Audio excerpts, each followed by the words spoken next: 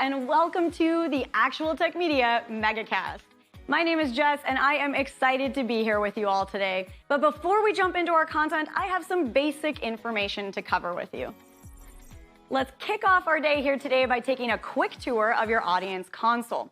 And we're going to start with the questions window. Now, if you haven't already said hi, there is a whole audience of cool humans out there, so reach out and give a wave to the other members of the Actual Tech Media community.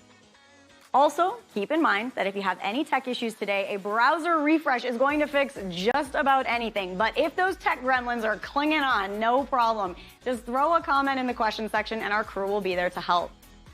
We also want this to be an informative webinar for you. So throughout today's MegaCast, we hope you'll get engaged and ask all of your burning questions. Not only will we have team members responding to you over live chat, we will also have a dedicated Q&A session at the end of our presentations. And if we do not get to your question during the webinar, don't worry, because the awesome experts that we have here with us today will be following up with you after we wrap.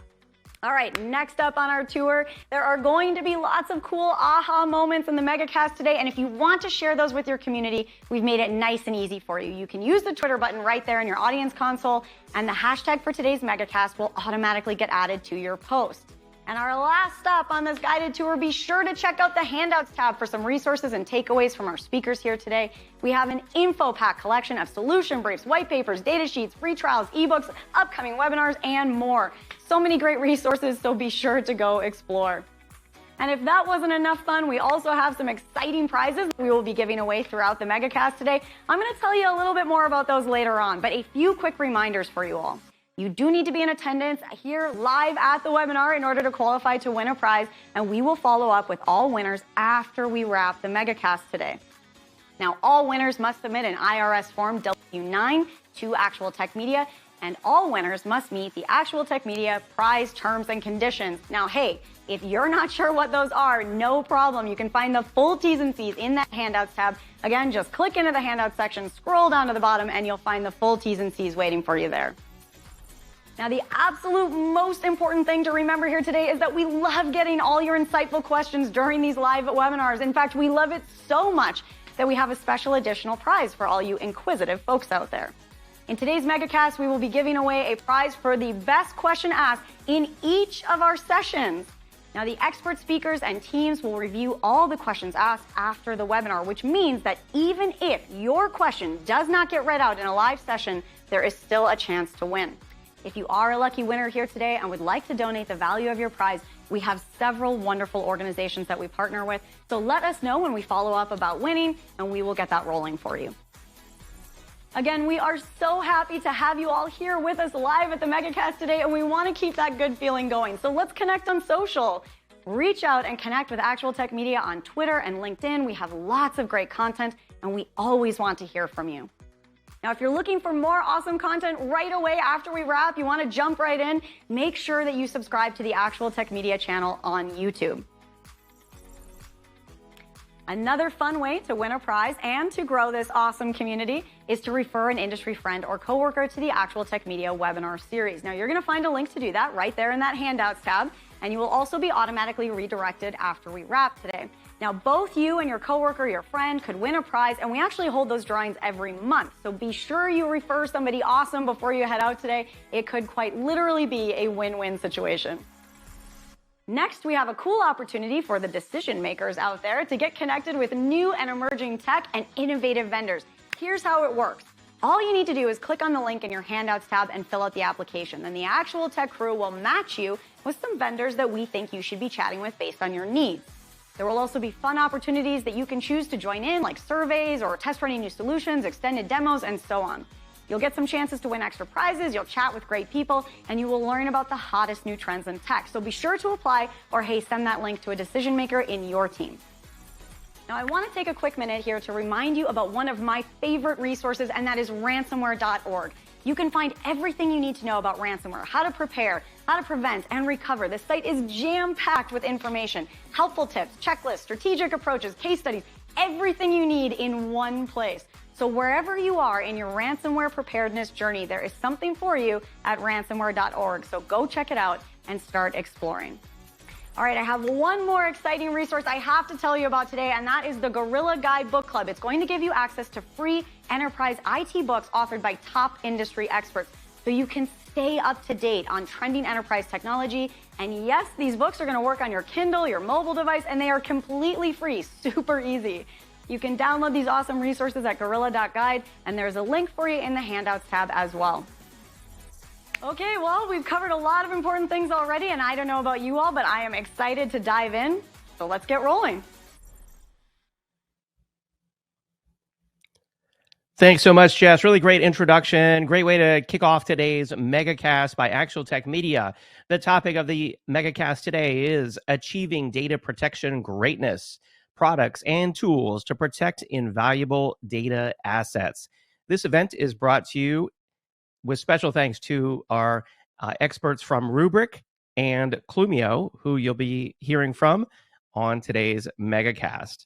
Now, before we get started, I should mention my name is David Davis of Actual Tech Media, and I'll be serving as the moderator. You already met Jess Steinbach. She'll be joining us again here in just a moment for the Rubrik session.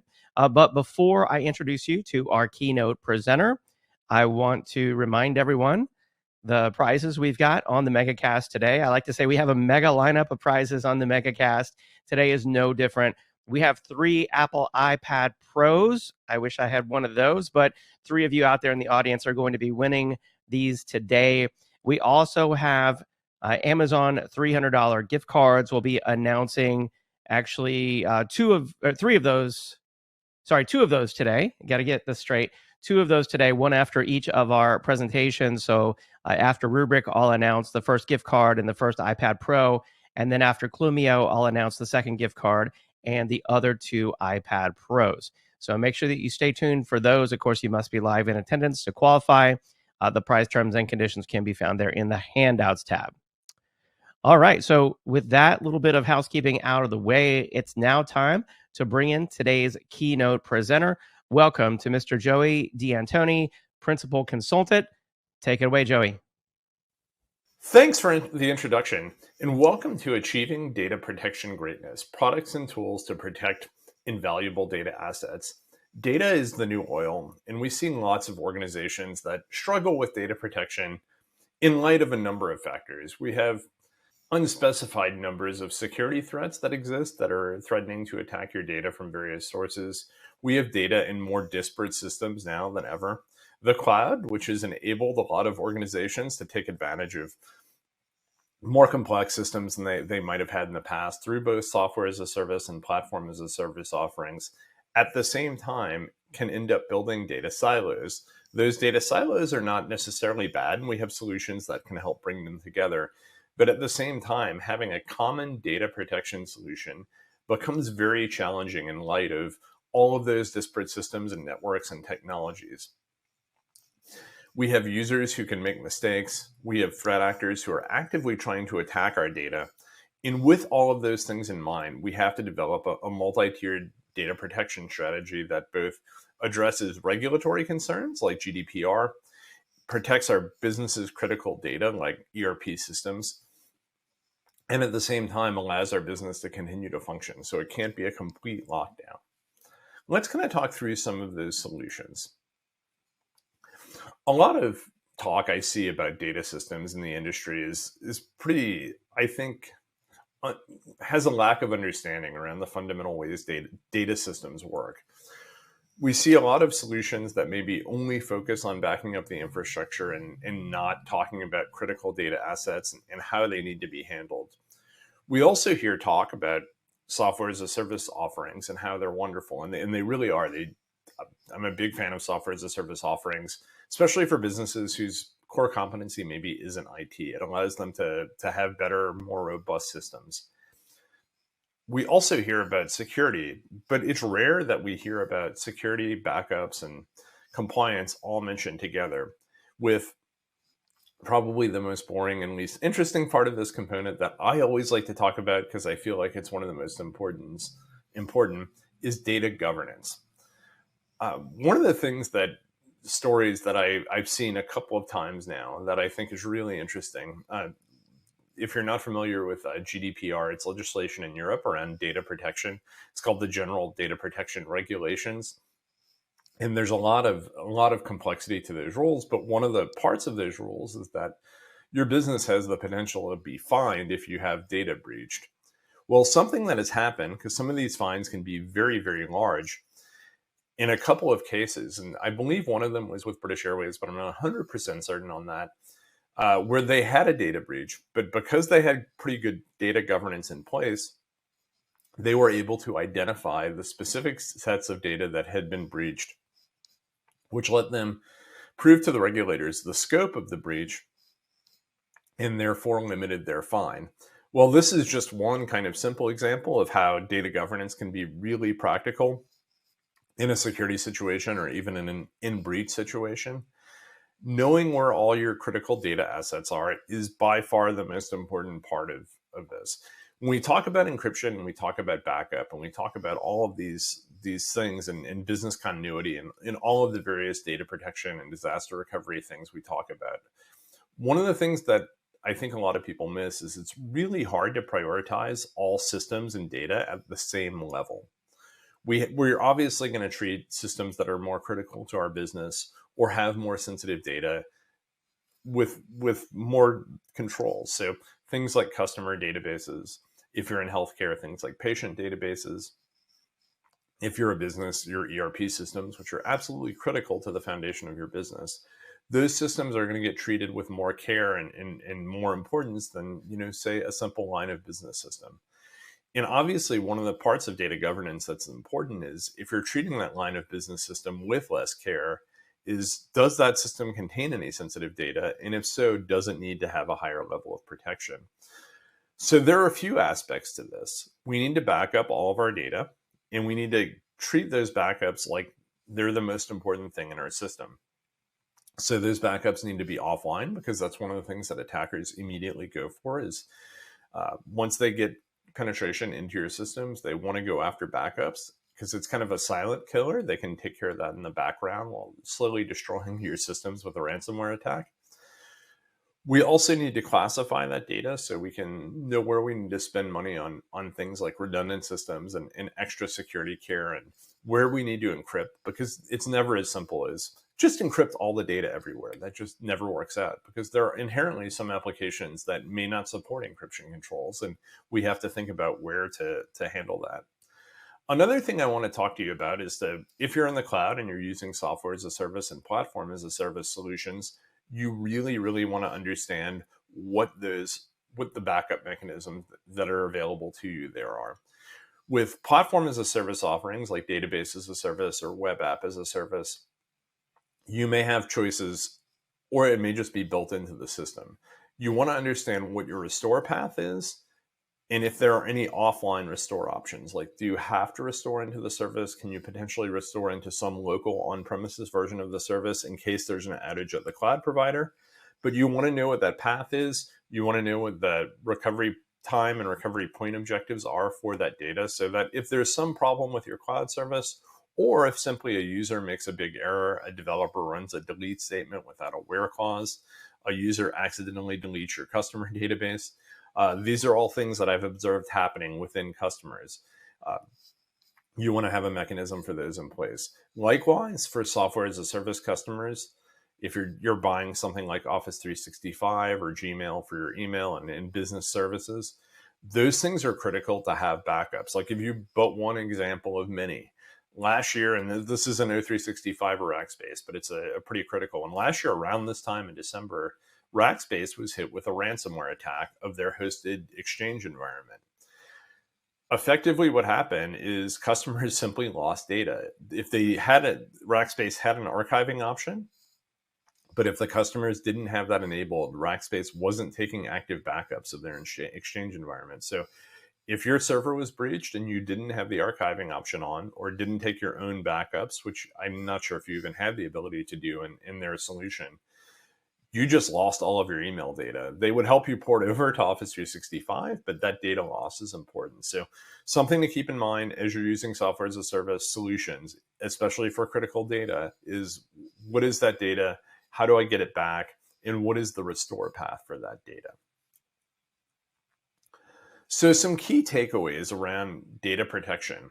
Understand immutability. What is immutability? I think I might have mentioned it, but maybe not. It simply means data that is written can't be overridden. So this is crucially important for things like backups. Your backup should always be immutable. We used to have a great technology for this. It was called tape. Some systems still use tape backups, but what this does, it protects your backups from things like ransomware attacks, because once they're written, they can't be overridden with encrypted pages. So working with a backup vendor who provides these solutions of critical importance, get those backups isolated and offline, off your network. There's a lot of other security controls that are required around this, but this is probably the biggest one. Data governance is one of your biggest security assets. Knowing what data you have where allows you to treat systems with higher levels of care, higher levels of importance, and apply controls to the most critical data in your environment. This is something that's not a really sexy technical topic, but it is something that's really important. The other aspect of data governance that often gets overlooked is that this is really a business problem and not an IT problem. IT can't make decisions about what business data is the most critical. It probably has a good idea, but you need to work with your business organizations to help you determine these things. 3, attackers are everywhere. Last month, I attended a conference in Washington on security, and it's scary the number of nation state attackers and things that are going on in the security industry. It would be nice if we could say it's as simple as just saying patch everything and keep everything secure. But we all know that IT security is not that simple. You have to kind of go into any sort of security modeling exercise with an assume breach mentality. You have to assume threat actors are in your network and trying to do things and mitigate from that aspect, because nothing's always going to be perfect. Finally, don't forget about your software as a service, and I'll go ahead and mention platform as a service again, data here.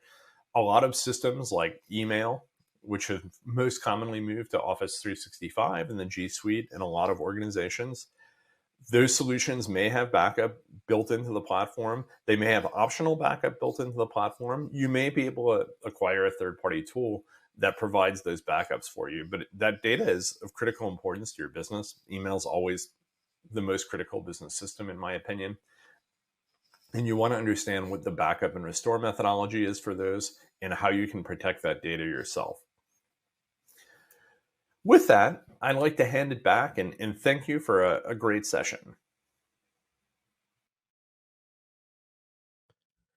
All right. Thanks so much, Tony, or Joey. I'm sorry, for setting the stage for today's MegaCast. I've just brought up a poll question for everyone out there that says, what's your time frame for adding new or updating existing IT solutions at your company, specifically around data protection and disaster recovery? Are you looking to take some sort of action or make some changes in the next 6 months, the next 6 to 12 months, the next 12 to 24, or maybe you're not quite sure? I'll give everyone a moment here to respond to this poll, and then I'll be handing it back over to Jess, who is going to be bringing up our first presenter from Rubrik. So if you haven't answered the poll, now is the time to do it, because we're about to move on.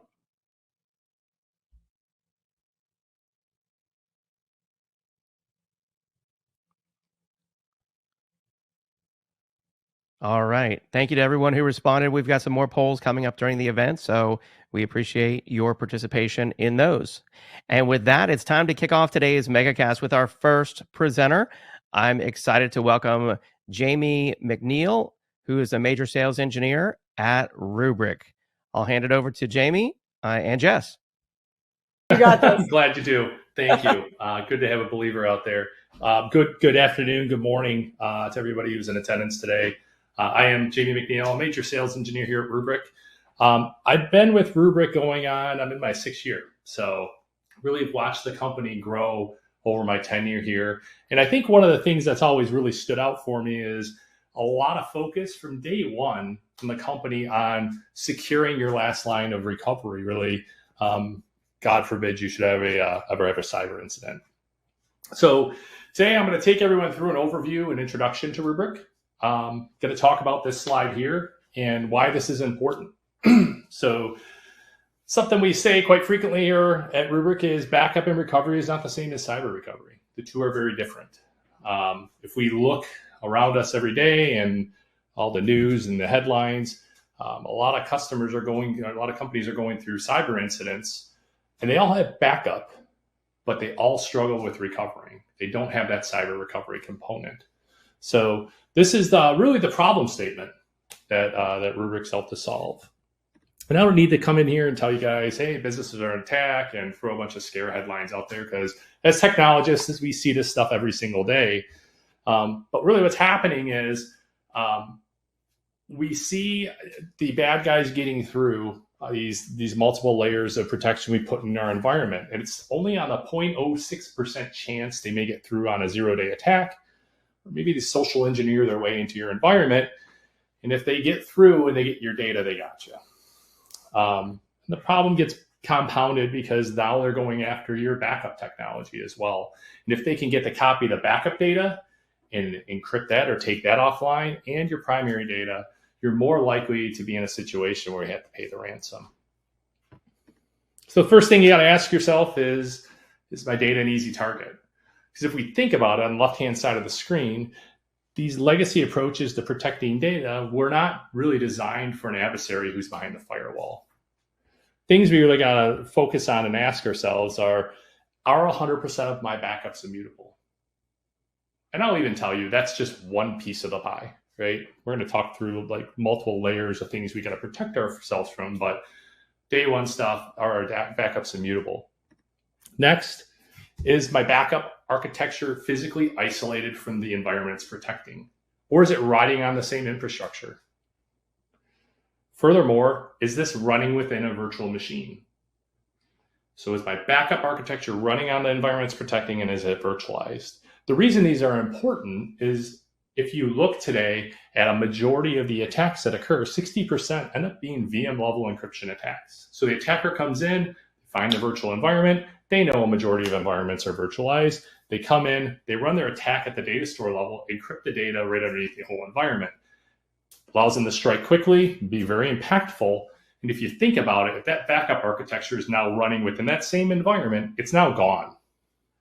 It's now unavailable. And now I've got to spend the next probably 24 plus hours trying to recover that environment to see if I can even restore my data. Is anything running Windows that's part of my data protection infrastructure?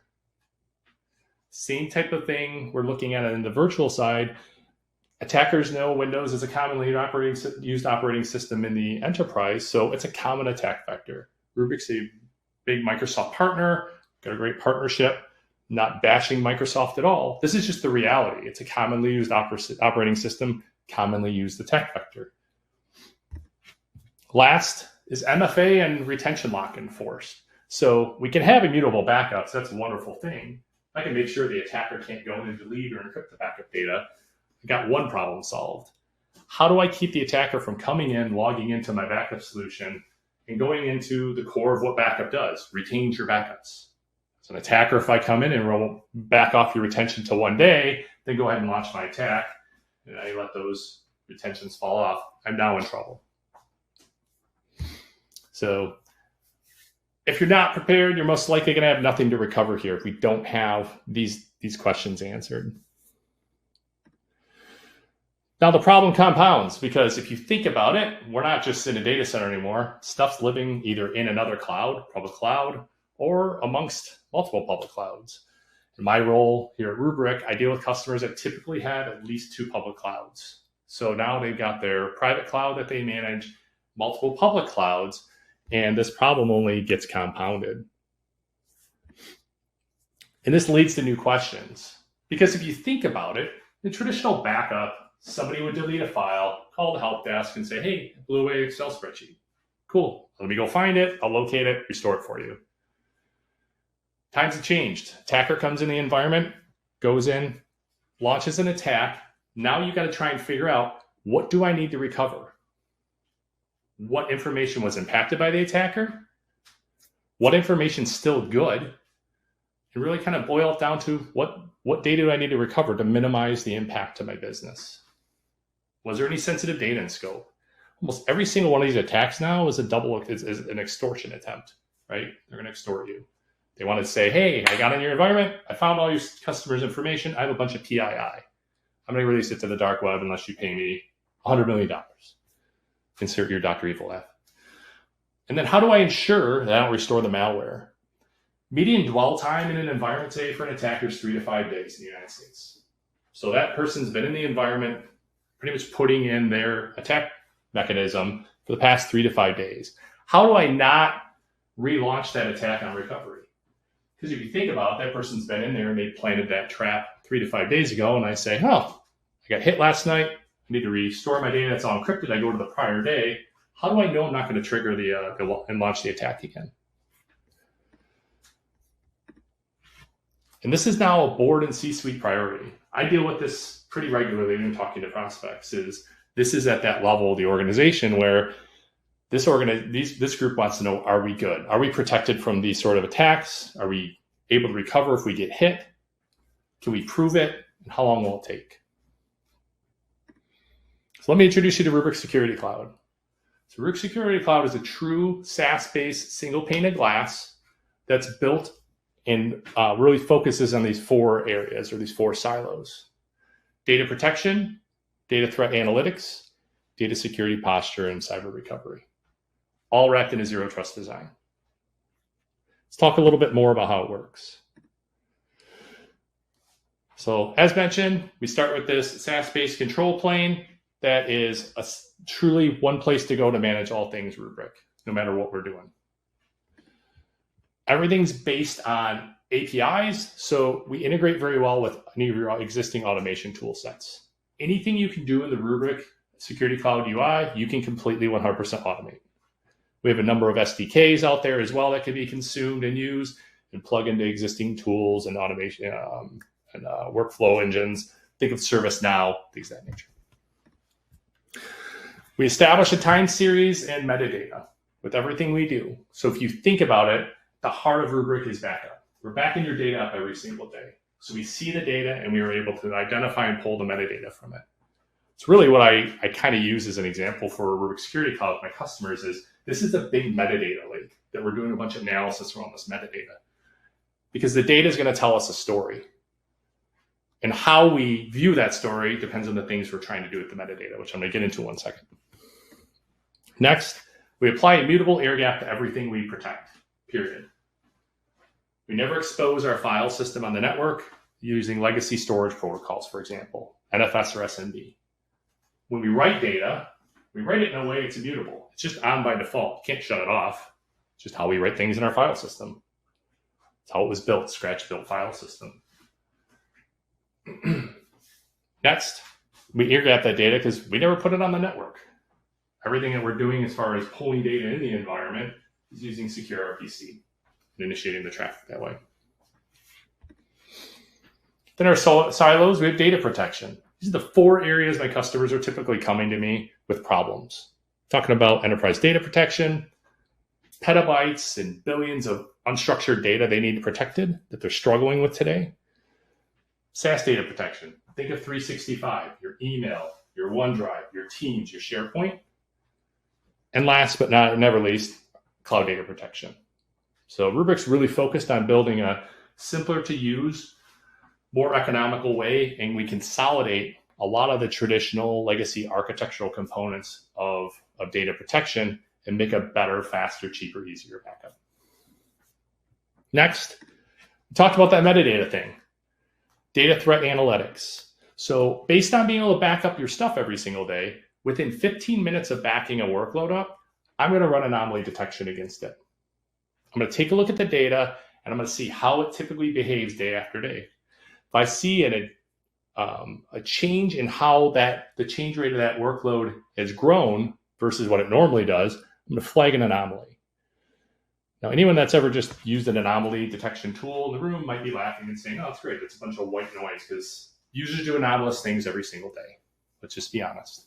Rubrik takes things a step further. We'll actually do a second level scan on the data once we identify the anomaly, or as we would classify it as a warning. We'll actually look at things like entropy and use AI to understand if the data now is essentially structured in a way it's been hit with a ransomware or encryption attack. Now, earlier I mentioned to you, 60% of the attacks are usually virtual VMware level attacks where they go after the data store. 60% of the attacks. 40% are in-guest, essentially, where in-guest encryption occurs on the workload. So the workload's still surviving, the operating system's there, the attacker's encrypted all the data. So how do I solve between those two equations? Rubrik does both. So we'll identify either an in-guest encryption attack, or we'll identify this as a VM level attack. And we'll provide you with a clear blast radius into everything that was impacted. Next, focus on threat hunting.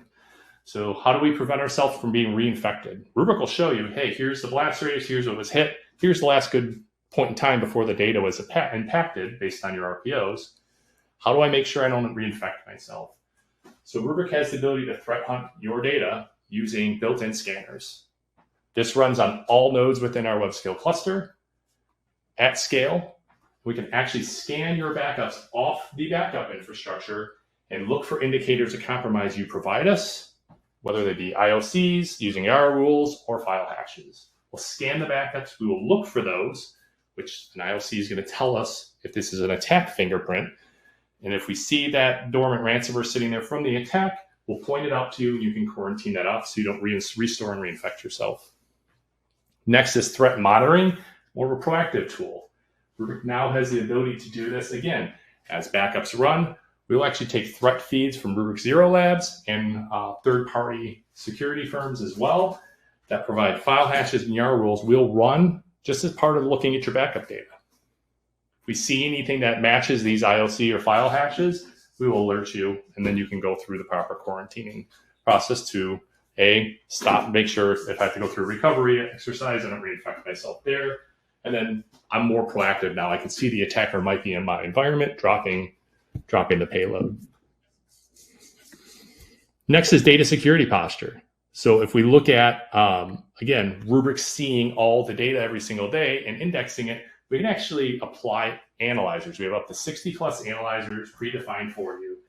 PII data, PCI data, any sort of HIPAA data. We can actually go and look for that within the data we're protecting anyway, because we're going to back up all your data. We'll actually identify that in the environment and even point you to any sort of high risk open access data. Maybe there's a bunch of PII data in a user share and everyone has access to it. We'll surface that for you and show you. And user access analysis. If an attacker gets in the environment, they typically gain access and move laterally. So if Rubrik has this insight into sensitive data and can align this with which users have access to which data, we can now see if users are gaining, a user account's gaining access to more critical data in the environment than it's supposed to have. Now we can proactively look at that user, and again, maybe that's a threat actor moving through my environment. Last, cyber recovery. None of this means anything if I can't recover. Backup's a great thing. I had a customer tell me the other day, he's like, hey, need a new backup solution, but I don't care about the backup component. I just need to be able to restore my stuff. It's usually an afterthought in legacy platforms. So Rubrik's focused on providing not only traditional backup and recovery, but cyber recovery, just as we talked at the beginning of the intro. So we focus on threat containment. So these pieces we saw under data threat analytics and data security posture, we can bring all those together in one single view. And we can blueprint our recovery process for our applications. And when we run through that blueprinted recovery, we can actually pick and choose the RPOs based on the feeds we got from anomaly detection and our threat hunting. You can actually see, hey, you know what? The attacker established persistence on this system and it had been there 3 to 5 days. But the remaining 50 systems that were hit or 100 systems that were impacted were merely victims of the attack. So now I can say those victims I threat hunted, I know there's no sort of dormant ransomware, I can roll those back to the prior RPO. And now the system that they launched the attack and established persistence on, I might have to go back 3 to 5 days. I'm now minimalizing the impact to my RPO by being able to surgically recover things based on what the solution has told me is a clean copy. This provides disaster recovery too for natural disasters, failover between data centers, failover from on-prem into cloud, along with any sort of cyber recovery simulation. Because what good is any of this if you can't test it? So this is completely postured for you to test it at any point in time non-disruptively to your production environment.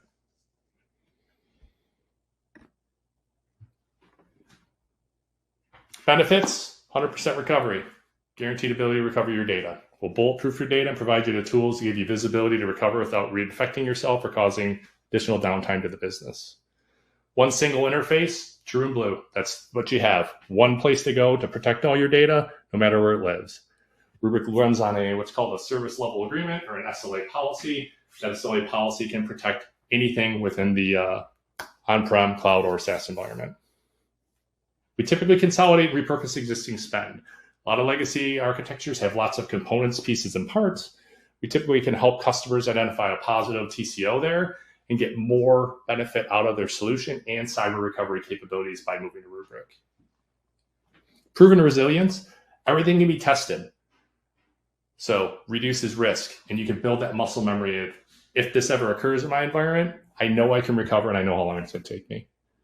And high data visibility. Think about the analytics you're getting out of the system where it's constantly watching the data. It's looking for these encryption attacks. And then maybe we're proactively identifying any threats that are being injected into your environment. Over 5,000 customers, 100% have recovered. So Rubrik's had over 150 customers go through cyber events, 100% have been able to recover with Rubrik. That gives us the confidence here to offer customers up to a $10 million ransomware recovery warranty. Can't recover from Rubrik to a ransomware attack, we'll pay up to a $10 million warranty. We're not in the business of paying warranties. Otherwise, we wouldn't be in business. All this is supported by our ransomware response team. We have a team of individuals that's focused on dealing with these sort of incidents and helping you along the way. They're there with you from day one to the day you tell us to go away. Rubrik Zero Labs is our internal organization that's focused on coming up with innovative technologies and approaches to address this problem. Constantly innovating and bringing new technology that is available for you to consume. And then our zero trust architecture, because that's the root of it, making sure that the data is unable to be disturbed or manipulated by a threat actor. That's all I had for today. I appreciate you taking the time with me. Thank you very much. Everyone has a great day. That's awesome. Thank you so much, Jamie. You definitely did not disappoint. Lots of great information, so many wonderful takeaways, and our audience is loving it. We have so many questions coming in. I'm going to have to sort through them all, but before we jump into that, I'm just going to throw up this poll question for all of you folks out there that are asking these great questions. This is another great way to make sure that you're getting the information that you need in follow-up. So click on that poll. What additional information would you like to get about the Rubrik solution? So as I said, lots of questions in that file, and we're going to get to as many as we can, and we just won't hit them all. So another great way to make sure that you get the follow-ups that you need that are important to you and your organization, whether that's case studies, pricing info, demos, whatever it is that you want to know, click on that poll there, and then Rubrik will make sure that it lands just nicely and effortlessly in your email inbox. This is so easy. So this is a great homework assignment for all of you. You click on the poll, and Jamie and I are going to get into some questions. Jamie, are you ready? I'm going to do my best. I think so. I like that confidence. We're going to take that as a yes. All right, so I am going to start with this one here from Jeremy. Does it integrate into SIM systems? Does it integrate into SIM systems? It's a great question. A lot of customers do come to us with that because we're giving all this information through Rubrik Security Cloud. But yes, we absolutely do. We have some pre-integrations built with some of the common players in the market. We support webhooks as well to feed those SIM and source systems with all that information that's coming out of Rubrik as to if there was an attack, what was impacted, and what files and data and sensitive data was involved. So we absolutely can feed that into your existing SIM or source solution. Awesome. Okay. This one, I'm kind of combining a bunch of different questions that we got that were all related to the same topic, and that is air gapping. So two kind of main points here. One, wondering if you can just walk us through how Rubrik utilizes air gapping, and then really in particular digging into how that air gapping, the backup storage from the LAN, is going to help ensure that an attacker can't access the backup data, because that comes up a lot, is wondering, okay, great, but now how do we protect what we've protected? How do we protect what we've backed up? Absolutely. So if you look at us as a whole, Rubrik's built essentially where the file system has been constructed in a way it does not ever touch the network using storage protocols. You can't separate our backup software from the backup storage, right? So you can't just write data to us. So those storage protocols are never exposed. All data that's pulled into the cluster when we do backups is using secure RPC. So we're initiating the connection and pulling the data in securely into the cluster. The file system has also been built in an append-only format. So we append the data on incrementally forever. That's the way we work. So even if somebody could get in and try and mess with the data, it's written immutably. Like you can't shut that off or turn it on. It's just how we write the data. So no one can change it anyway. And then the file system's built in an append-only file system. Perfect. Okay. We got a few questions in, and I'll pick on Marsha asked this in a few different ways, kind of wondering about the staffing needs and whether or not this could help, for smaller teams that don't have these full cadres of IT professionals available. And so wondering, are there requirements that Rubrik would have in terms of endpoint agents, especially when you're looking at threat hunting? And then, if that isn't a requirement, is this going to potentially help reduce some of the pressures on these smaller IT teams? That's a good question. So we typically, based on how we can consolidate everything through Rubrik Security Cloud, only have one place to go and not have 50 different consoles to access. And really one simple way of protecting things, we typically reduce administrative overhead against traditional legacy technologies by up to 90% in day-to-day administration. Everything I showed you guys today, as far as talked through today around threat hunting and ransomware detection and sensitive data discovery, is all agentless. There's no agents required because we back the data up. We have it sitting on our system, and we're able to basically index it and sift through and find all that information. So there's no endpoint agents. There's no infrastructure for you to deploy and manage to enable that functionality. It's all built into the product. It's software that just is turned on through an enablement key. That's awesome. And we did get, I'm trying to send responses back to people who have sent you high fives. You're getting a lot of thank yous for the presentation.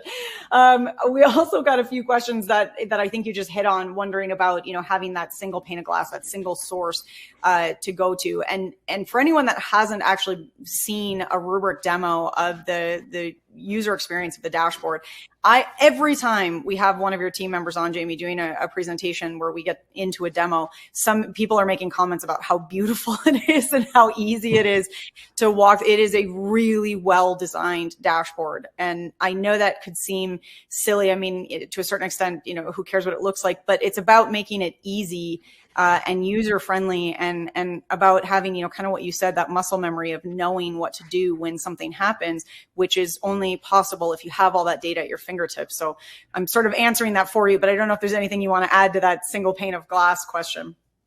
No, you hit on it very well. It's easy on the eyes, but it's really meant to allow customers to quickly adapt to the product and use it. Once I always tell customers as we bring them on board, once you learn how to work through one area of Rubrik or protecting something, the rest follows. It's a very similar rinse, wash, repeat process. So you're not having to learn, hey, when I want to protect a virtual machine versus a SQL database versus DB2 databases versus Oracle, I got to go relearn something else. It's not complex at all. It's the same exact process of applying an SLA and, off you go, right? It's super simple to work with. And then recovery is the same. The recovery options are similar between each workload with the process in which you go through recovery. So meant to be easy, not meant for you to go take 4 weeks of training to learn how to use a thing. It's not complex that way. We don't want to put you through that. Yeah, hopefully that's not the requirement. I wish we could keep going with this, Jamie, because we have so many questions. And normally I'd say, well, stick around on live chat. But since we're about to wrap up the MegaCast, what I'll say instead is that I think we're going to try to get all of these questions over, or not try to, we will get all of these questions over to the Rubrik team right away. So Jamie, you and your team will be able to follow up with all of these folks who have really wonderful questions coming in. The final question that came in from a few of our folks, including Ned, just asked this. And Ned, you know the drill. You took the words right out of my mouth. If someone wants to get started with Rubrik, Jamie, what do they do? What's the first step? Reach out to your sales team, right? Let us know you're interested. We have lots of partners out in the field we work with. Let your partner know you're interested in looking at Rubrik. We have the ability to get you hands-on with the product through hands-on labs. SEs like myself can get those provisioned for you. Honestly, the best way to kind of experience the product, you can check it out.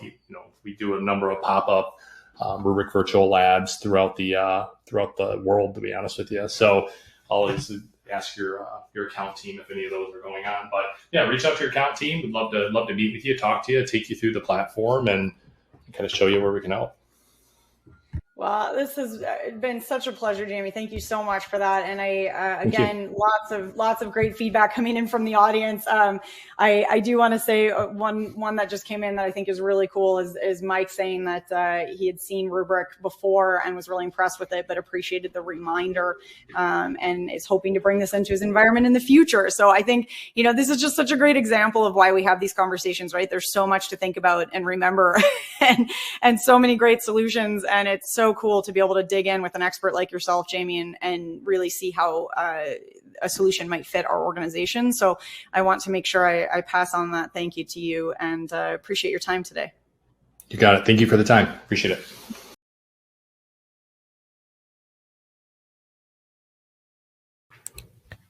All right. Thanks so much, Jess. And of course, thank you to Jamie for the excellent presentation. I know that some folks out there had trouble with the poll. I want to point out, I've just brought up that poll. Again, the poll is on the screen. What additional information would you like about the Rubrik solution? This is the poll that Jess was talking about. And we do want to get your feedback still on the poll. Sorry about the trouble there a little bit ago. But the poll is working now, and it's on the screen, and we appreciate your feedback. And I'll leave the poll up while I announce our first set of prize winners on the MegaCast today. Let's see, for our first Amazon $300 gift card, this is going to Nitin Pandya from Idaho. Congratulations, Nitin Pandya from Idaho. And then our first iPad Pro is going to David Stahl from California. Congratulations, David Stahl from California. Congratulations to the prize winners. Don't forget, we've still got another gift card and 2 more iPad Pros that we'll be giving out here at the end of the event, which today is after our next presentation. So make sure that you stay tuned for that. All right, if you haven't answered the poll, now is the time to do it, because we're about to move on to our next presentation. I also want to remind you about the handouts tab there in your audience console. You'll see a link right there at the top of the handouts tab that will take you to Rubrik.com, and you can learn more there, get started, see a demo, and check it out for yourself. So make sure that you visit that link there in the handouts tab. All right. Thank you to everyone who responded on the poll. It's now time for our next presentation on today's MegaCast. I'm excited to welcome Lindsay Piper, who's a product marketing manager at Clumio. Lindsay, it's great to have you on. I'll hand it off to you. Take it away. All right, thanks so much. I'm so happy to be here. Everyone, my name is Lindsay Piper. I'm a product marketing manager at Clumio, and I want to talk to you about how you can achieve data protection greatness with Clumio's simple automated backup and recovery for AWS. So let's get going. First, I'd like to start with a quick agenda. We're going to start by talking about why you even need to back up AWS data. Then I'll tell you a little bit about Clumio, what we do for our customers, and what makes us unique. And then we're going to finish up with how you can learn some more. And also, we should have time for some questions. So if that sounds simple enough, we'll get going. So data protection is a pretty broad topic, and a lot of people wonder, with the public cloud's uptime and availability, do you even need to back it up? And the answer is yes, and let's talk about why. So public cloud providers such as AWS operate on a shared responsibility model. This states that while cloud providers are responsible for the security, uptime, and availability of their infrastructure, so things like hard drives, networks, and servers, the data that you store on these cloud providers is your responsibility. This means that you're responsible for the security, availability, resilience, and integrity of the data that your company stores on AWS services like EBS, RDS, and S3. So naturally, this means that any data that is stored there that you deem critical, you need to back it up. So let me walk you through some examples of how organizations that use AWS are leveraging backups to build more resilient businesses. So for example, backup is an essential piece of designing data resilience and application recovery strategies and programs. Of course, backups help with recovery during outages or system failures, but on an ongoing basis, having robust backups in place helps you keep your compliance and DR posture up to speed and always audit ready. AWS customers also use backups as part of their ransomware recovery and cyber resilience plans. Whether it's a wipeout attack, a mass encryption event, or a malicious code injection, backups can always ensure that you have a safe point in time to roll back to and recover from. A backup platform can also help you consolidate a number of different secondary copies of data and optimize your cloud costs in the process. You can standardize on a single platform rather than having to manage disparate replicas, versions, archives, snapshots, and things like that. Also, in certain situations, backup can serve as a secondary data source during code pushes or migrations or upgrades, helping reduce downtimes without the need for expensive active-active replication architectures. And then cloud backups are the most foolproof way of recovering from accidental deletions, scripts gone wrong, or software errors. There have been many famous cases of production databases being deleted or corrupted, wherein backups have helped companies recover again to that last known good point in time and help confine damage. So to summarize, no matter what the use case, backups can help you ensure that no critical data that's under your team's purview is permanently lost. Simply put, I want to talk about Clumio. Simply put, we promise 4 things. Number 1, with Clumio, you can set and forget your AWS backups without having to manage servers, snapshots, and vault locks. All of your backups on Clumio are air-gapped and immutable by default. And Clumio generally clocks times that are about 10 times the speed of data recovery versus any other product you may be using or considering today. And customers that switch from other backup solutions to Clumio typically see at least 30% savings annually.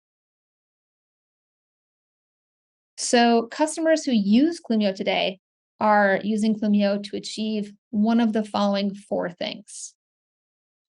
First, we have near-term operational recovery from accidental deletes or disruptions. Also, recovery from malicious attacks like ransomware or wipeouts. They're using it for long-term data retention at a low cost for compliance purposes, and also just overall optimization and consolidation of backups. And we help customers achieve this across a variety of different workloads. And this includes self-managed databases running on EC2, like Microsoft SQL Server. It also includes data lakes and unstructured data in S3, critical regulated information in RDS databases, and also applications that are running on EC2 EBS, and also SaaS applications like Microsoft 365. So, how does Clumio do this better than any other vendor? Basically, it all comes down to our architecture. Our customers build applications, and Clumio's mission is to protect those applications. Now, apps in AWS are not built on a single service. In fact, they're usually comprised of at least 4 or 5 different services, including multiple storage services.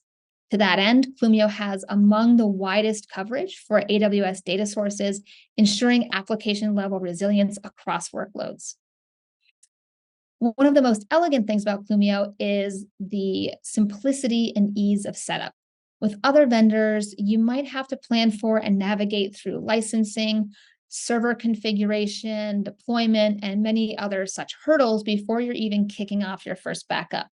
When it comes to Clumio, it takes literally less than 10 minutes.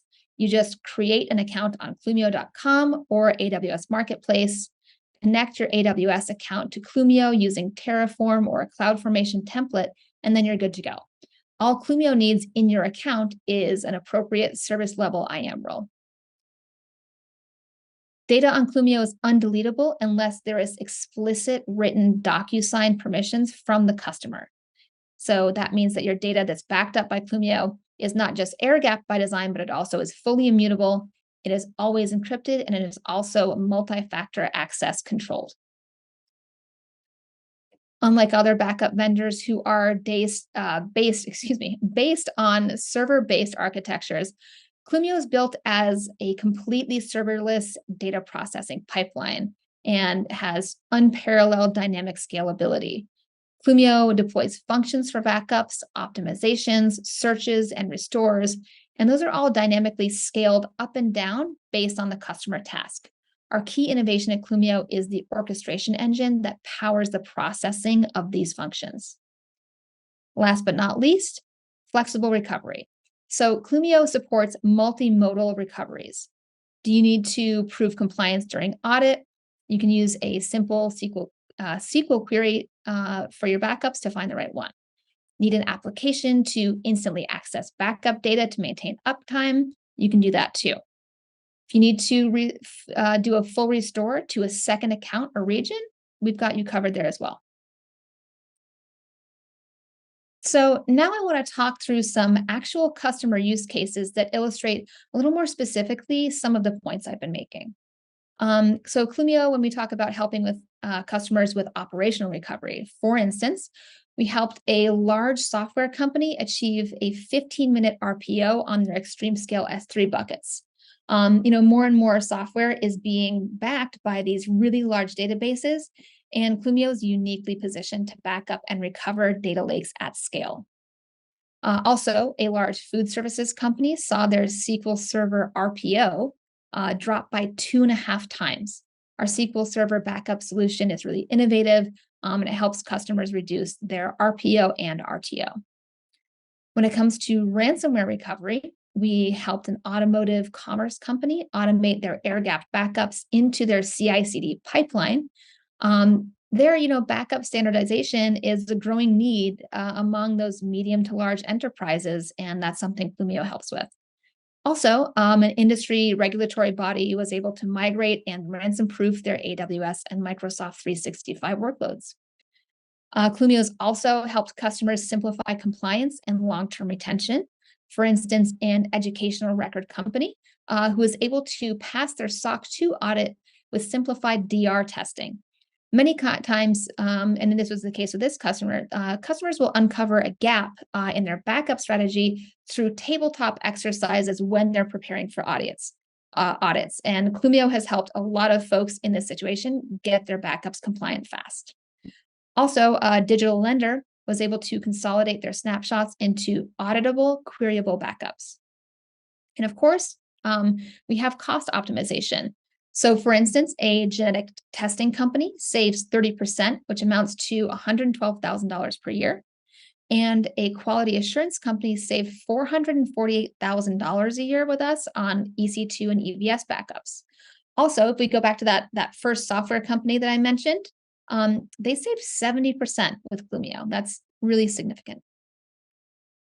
So those were some examples, and I want to give you some more specific examples from kind of a much broader set of companies that choose Clumio to ensure that their applications and data are resilient and swiftly recoverable.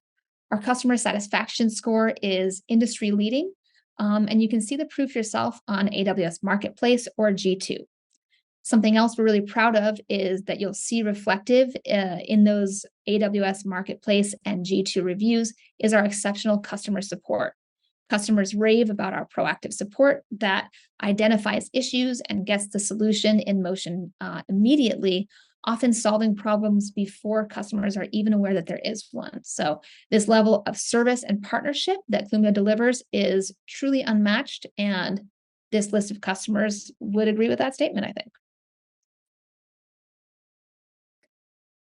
Our architecture is truly immense, but all of it's hidden behind this simple, intuitive UI. You can get a quick at-a-glance look at your overall ransomware resilience posture. Simply point to a calendar to do point-in-time restores and get an overview of your current backup tasks. Simplicity is the number one reason customers switch to Clumio, and we would just love to be able to show you how much better Clumio will be for those day-to-day backup operations versus what you're using right now. To that end, you can book a personalized demo at clumio.com/demo. Okay, thank you so much for listening. Thanks for having me, and I believe we should have some time for questions now. Absolutely. Great presentation, Lindsay. I've just brought up a poll question for everyone out there that says, what additional information would you like about the Clumio solution? And we want to get your feedback on this question. Would you like your own personal demo? Would you like some additional information on case studies? What are the customers specifically have been using Clumio with success? Maybe you'd like to try this out for yourself or get some pricing details. We'll leave this poll up while we take your questions. We got a lot of great questions coming in. If you have a question about Clumio, now is the time to ask it because Lindsay is here and ready to answer. So let's see. I'll go ahead and just start off with this first question. Lindsay, they're asking about how is your air gap better than creating a separate account in a separate region as our backup?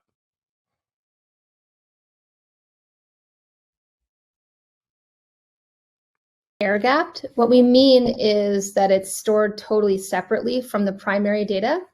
And that goes beyond just storing it in a different account or a different region, because those are both going to still be within your company's security sphere, and therefore potentially susceptible to cyber attacks or internal bad actors who might gain access to your data environment. So air gap backups, on the other hand, are stored outside your security sphere, in this case, in a dedicated account for your company, but within Clumio's environment. Got it. Okay. Thank you for clarifying that. That's important. That's an important differentiator there. And then I know you talked a lot about saving customers money. Can you give us a little bit more details on the how behind that? How does Clumio actually save companies money? Yeah, for sure. So I understand a lot of companies say they can save you money, but at the end of the day, the proof is going to be in the results, right? And so Clumio's savings stem from how the solution is really built. There's a lot of secret sauce there in terms of how we orchestrate and compress and deduplicate and optimize data for storage. But from the customer's perspective, I'd say there's a few main things. First is that it's consumption-based pricing at really competitive rates. So, we don't charge licensing fees or anything like that. It's just, a set price per gigabyte per month. And depending on the data sources, those prices can be 30 to 90% cheaper than the competition. Additionally, we make selectivity of your data really simple. So we make it really easy to specify exactly the data you need to back up and avoid unnecessary duplication of non-critical data. And that, that can be a huge money cost, when you're duplicating things that you don't actually want to duplicate. So we make it easy to only back up the things you would like.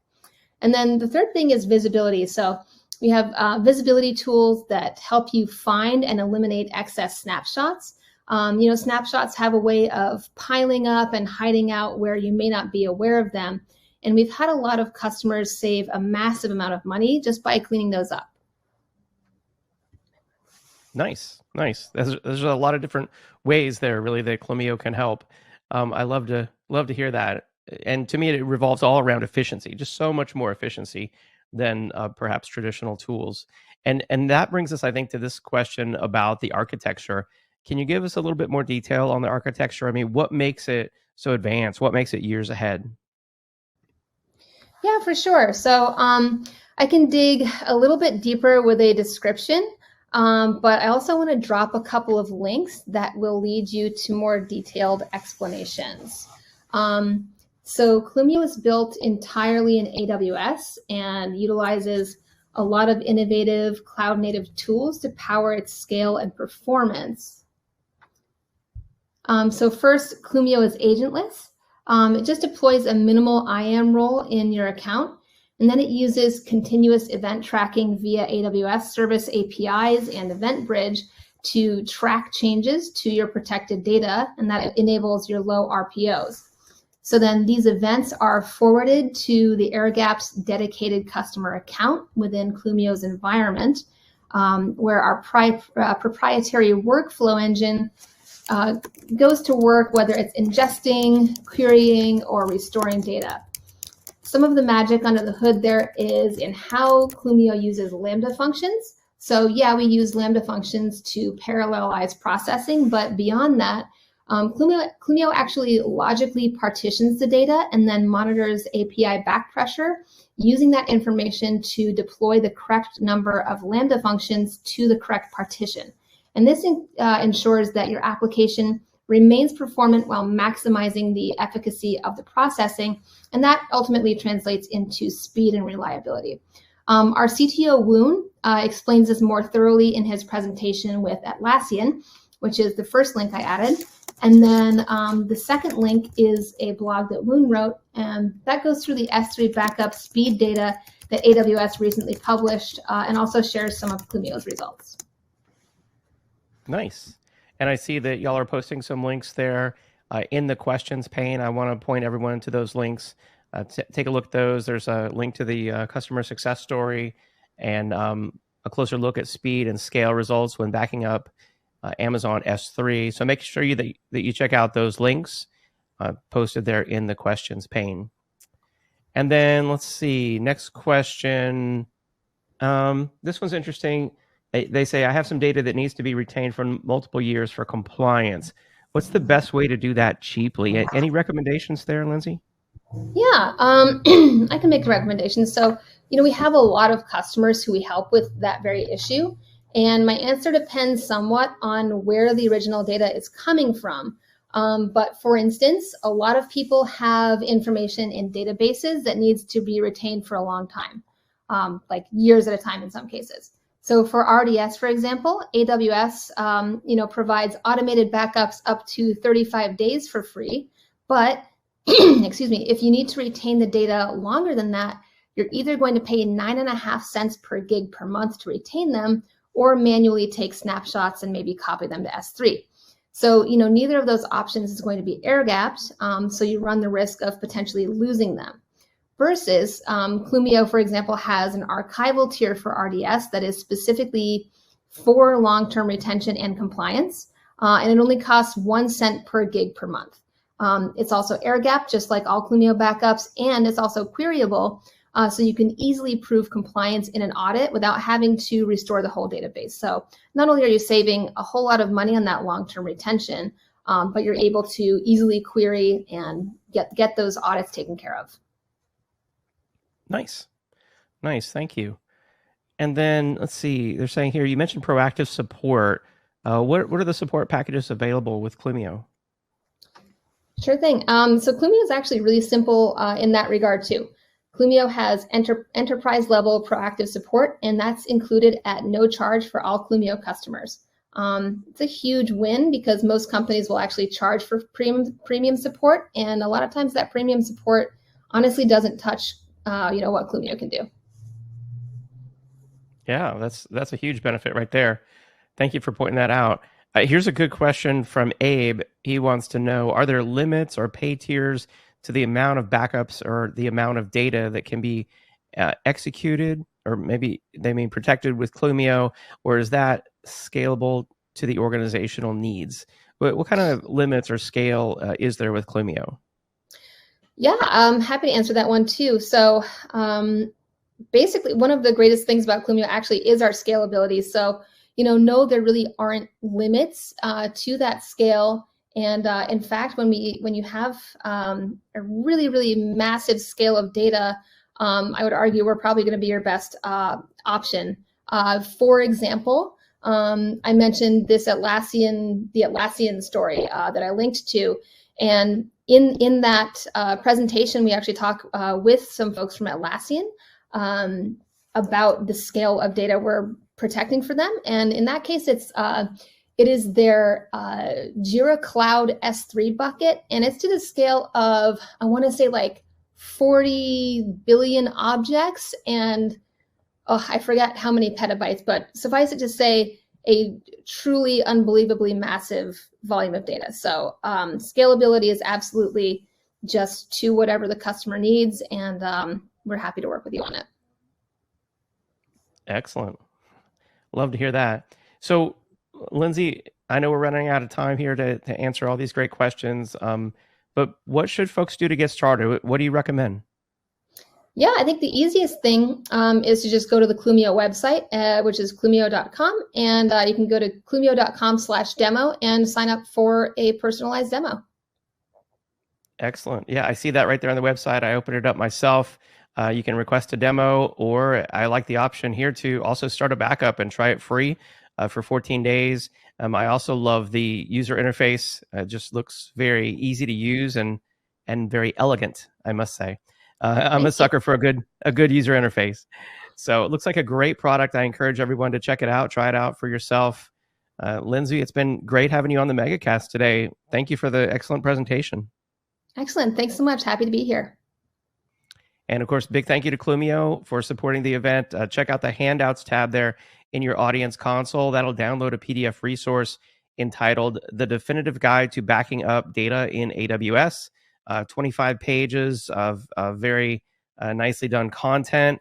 Talks about a lot of the details, or in greater detail, in some of the topics that Lindsay went into in her presentation. So make sure that you download that resource before you go and check it out after the event.